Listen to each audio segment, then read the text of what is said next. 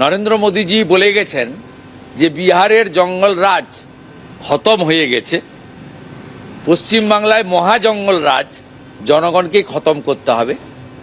অতএব গণতন্ত্রে মানুষই শেষ কথা বলে, মানুষ যদি এগিয়ে আসেন, শুধু একটা কথাই বলবো, হিন্দুরা ভোটের দিনটা হলিডে হিসেবে পালন করবেন না, বাড়ি থেকে বেরিয়ে আসবেন, ভোটটা দেবেন। মহারাষ্ট্রে 5% বেশি ভোট পড়েছিল, বিপ্লব হয়ে গেছে।